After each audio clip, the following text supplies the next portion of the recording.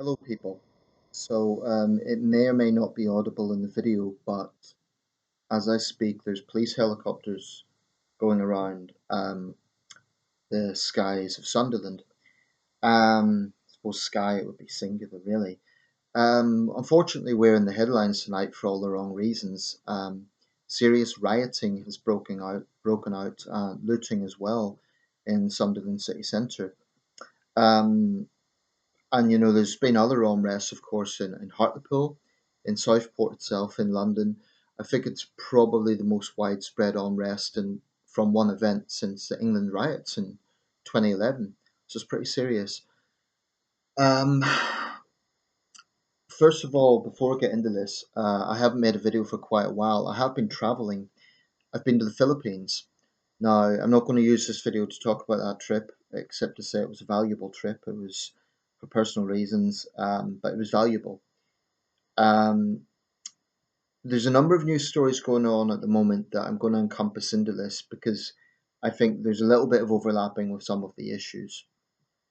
Um, I actually returned to the UK when that news was breaking about, well, it would have been the day before, but the awful incident where three young girls were stabbed to death in Southport.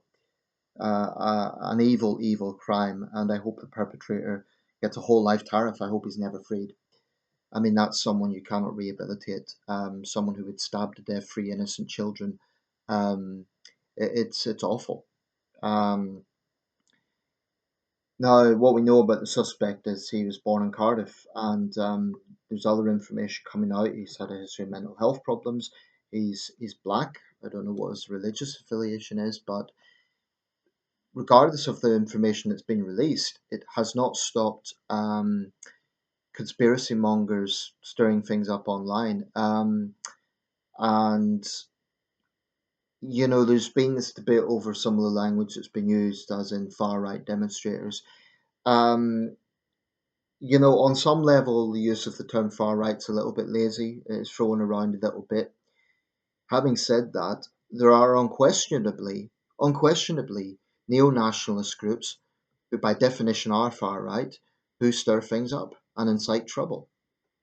I mean, I've been seeing posts all over the internet, things like, the lion rises meet at this place at this time, and it shows a lion draped in the Union Jack, and there's clearly a sort of blood and soil nationalist element going on there.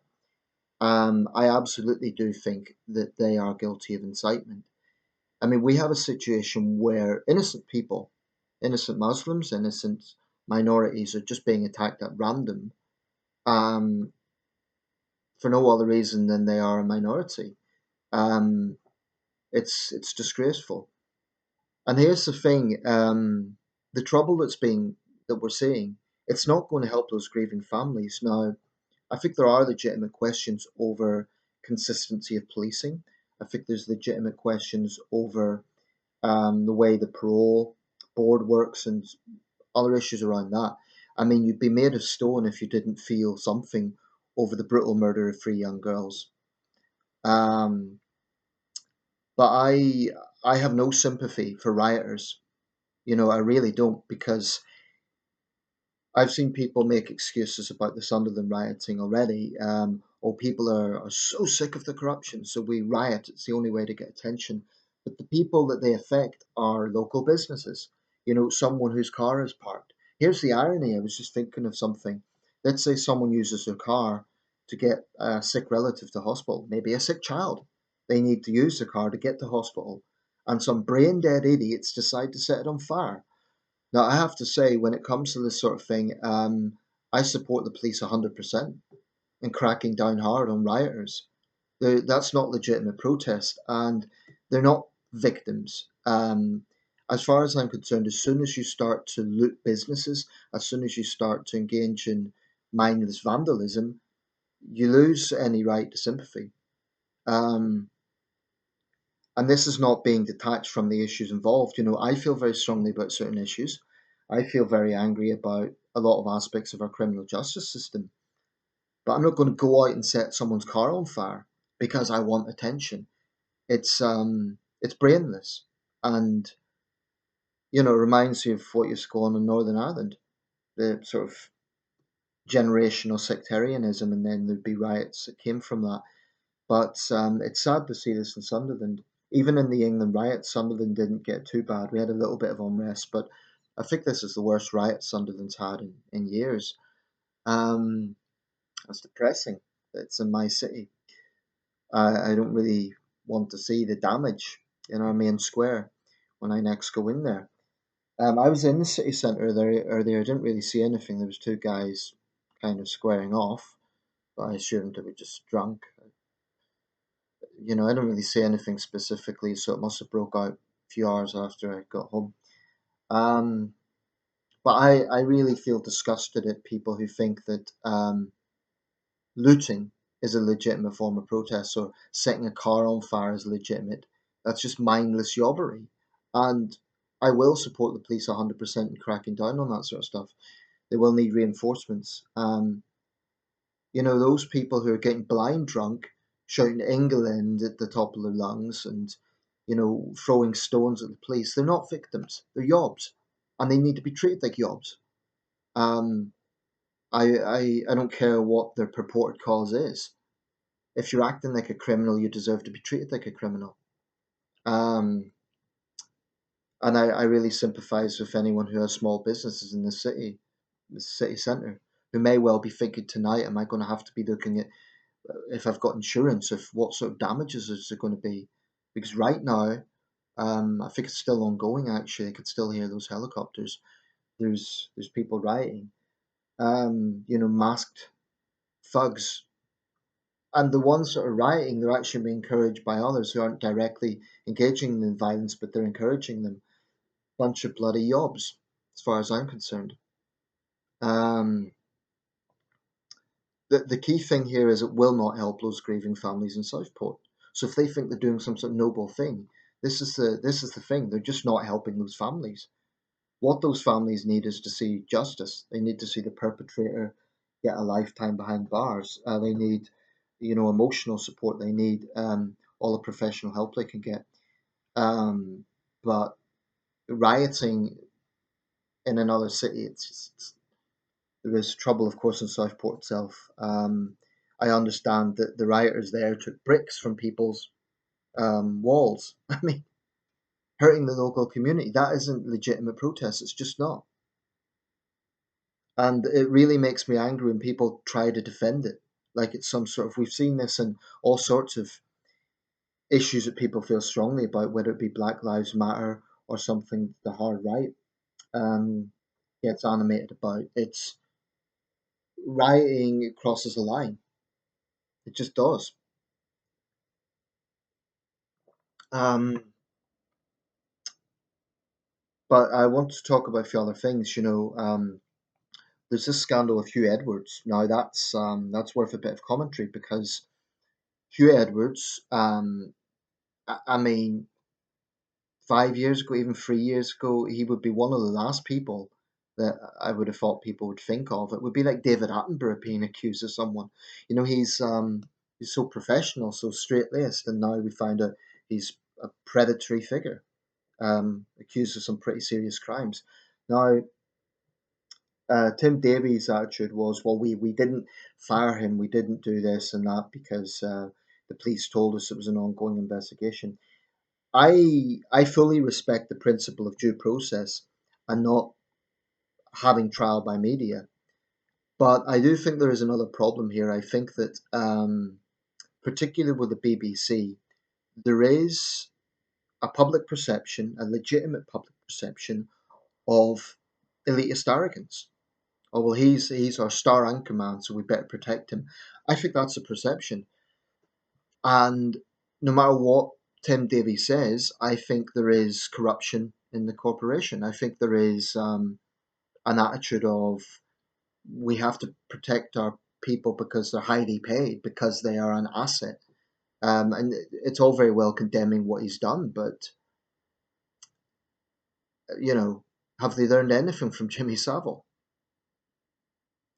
Now, I'm not suggesting that when they first heard this information about what Hugh Edwards was accused of, they should have just thrown him under the bus. But I think the fact that he continued to get a £200,000 salary and they just done nothing, nothing. I mean, I think there should have been some sort of action, such as suspending him whilst things were ongoing or something. But it just looks like protecting their own in that sense. Um, I mean, people would say, well, wait a second, if I didn't pay my TV license, I would get a criminal conviction. But you have a predatory figure in a very senior position and he continues to get a salary. Now, it's not exactly that one's a trade off of the other, but there is a perception issue here. Um, and whilst I stand by everything I've said about rioters and looters, what all institutions have to realise, whether it be the legal establishment, the BBC, the police, the government, um, social services, you name it, any powerful institution, they have to seriously look at people's concerns about given issues. Now, I don't think there's any excuse for rioting. I'll always condemn that, but I do think there's truth that if people feel marginalised, they'll get more angry, and that doesn't help anyone. So when people gravitate to unsavoury groups, it's because they feel that there is an elite that ignores them. Now, this may be some degree of hyperbole, but I also think there's some truth in it. I do think there is an arrogance from some of our establishments that they know best. These professionals who sort of stick their nose up at ordinary people. It's sort of, I do think that there is an elitist arrogance going on there. Um, and I think the BBC is an example of it. I mean, I don't think Tim Davie really understands the regular British person. Um, there's a government. Well, we've a new government now. Time will tell. Um, the legal establishment, I certainly think, is out of touch. I think the sentencing council is woefully out of touch. I think a lot of judges are out of touch. They will say that their hands are tied, but judges have a good degree of discrepancy as well, and very often they'll pass sentences that do not match public opinion. They just don't. That shows an arrogance that they want to disregard public opinion. Um, I have a slightly sore throat here, so I'm not going to speak too long, but if I was to sort of make some concluding thoughts with all of this, I'm a little bit concerned about the social fabric of this country. I'm concerned that some pretty unsavory groups kind of hook into dissatisfaction and they hook into anger and disillusionment. I do think the internet provides a platform. It can be a good thing, but it also provides a platform for all sorts of unhinged conspiracy theories. Now, those who say that the rioting that's going on is legitimate because of how awful the crime was in Southport, they're not factoring in the recklessness of, false speculation. This is directly putting people in danger. It's directly leading to racist attacks. Um, we have had a problem with Islamism in this country for sure, but there's no indication this was an Islamist attack. There's no connection to ISIS or anything like that. So it's not that sort of attack. It's no less awful, but the point here is that there's anyone who's just throwing out rumors potentially has blood on their hands. They're potentially putting someone at risk of a racist attack because in the wrong place at the wrong time. When I hear these reports of mobs who want to attack hotels with asylum seekers, I'm not thinking, oh well, that's legitimate anger against the immigration debate. I'm thinking that's yobbery. There is legitimate questions, of course there is, but acting like animals, behaving like a mob, it's not something that helps civil society in any way, shape, or form.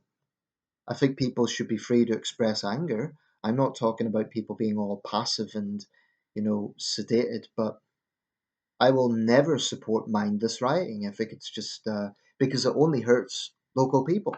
It just, and the police deserve a lot of criticism. They do. There is a lack of consistency. There is abuse of power and so on.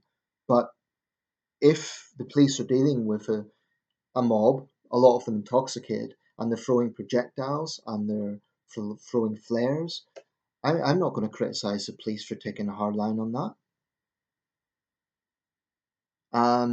So think of these things, kind it's depressing. But I think this country is kind of disillusioned at the moment, and I think that definitely hard right groups pick up on this, hard left groups to a lesser extent.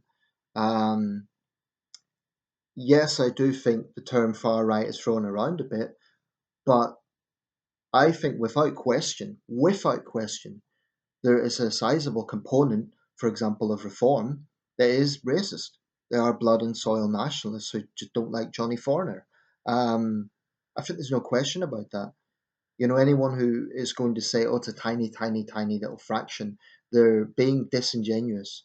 They're being disingenuous. I do not trust reform right now. I don't. I also don't trust groups that pretend to be patriots, but they, incite violence against the police and incite violence on the streets. That's not peaceful protest. People can feel strongly about all sorts of issues. I will always defend the right to be angry, to peacefully protest. But this is something it's like the eco zealots, you know. What Just Stop Oil do is not peaceful protest, it's anarchy and criminality. And I'm sick and tired of people having this entitled attitude that their anger is the only legitimate anger. What about someone who's had their car burnt out? They've a right to be angry because of what's happened to something that may well be important.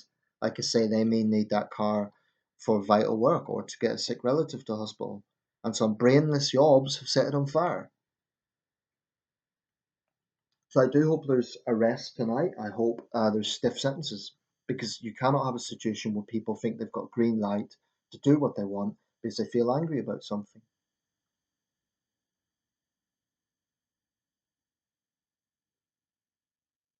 Anyway, I'll wrap this up.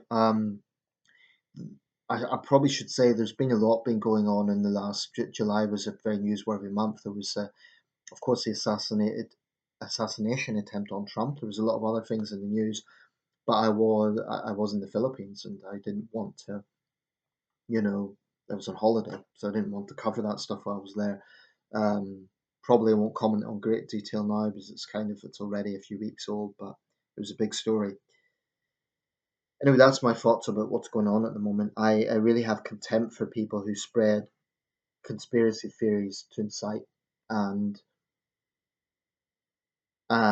groups that call themselves patriots, but all they want to do is sow up disorder in society. We do need to take a hard line against unsavory elements in this country, whether they be hostile foreign actors or domestic, say, rioters. There's people out there who just want trouble. They just want to get involved in trouble. They're not building bridges. They're not doing anything productive. Um, and I'm not divorced from anger here at all. I feel very strongly about a lot of things, but I'm not going to set someone's car on fire. It's brainless.